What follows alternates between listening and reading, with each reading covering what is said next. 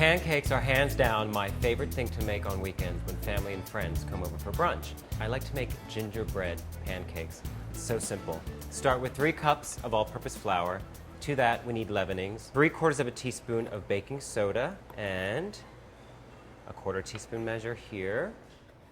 Okay. A tablespoon of baking powder, a teaspoon of coarse salt goes in, and for the gingerbread spices, 2 teaspoons of ginger ground, 2 teaspoons of cinnamon ground, and the thing that really sets this apart is the ground clove. A 1/4 teaspoon is all you need. It's very strong. And nutmeg. Use freshly grated nutmeg, so buy the whole nutmeg and use a little microplane zester. And you can measure this into a bowl first, but I'll just eyeball it.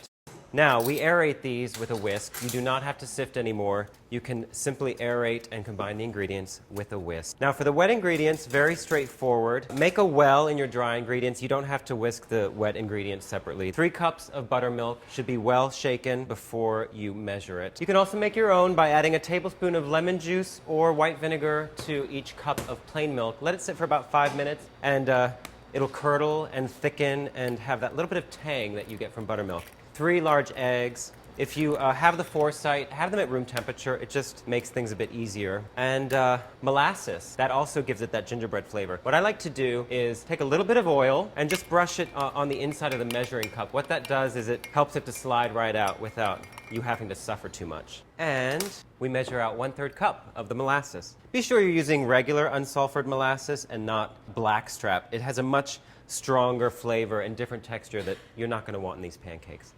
And that goes right into the bowl as well. And see how that slides right on out of there? We don't want to waste a drop.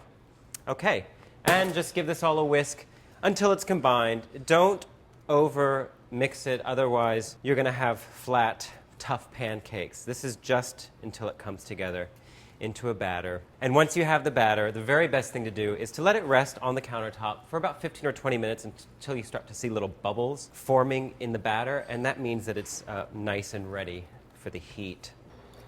Okay, beautiful consistency. You can see it's nice and thick. And we'll just let this sit for a few minutes and start cooking. For the cooking, I have a handy countertop electric griddle here, but I also love to use cast iron with pancakes. It gives beautiful color and crisp edges. You don't want a lot of oil on this kind of nonstick surface, so I like to just take a paper towel and sort of brush it all over. And this is a 1/4 cup ice cream scoop. I like to use it because it's clean and efficient, and you get evenly sized pancakes every time.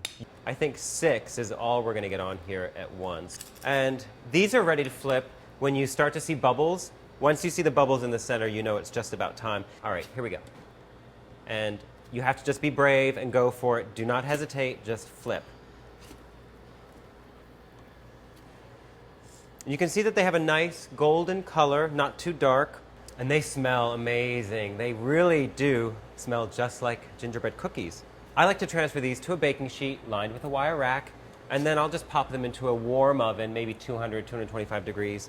That way, every pancake is hot and crispy when it comes to the table.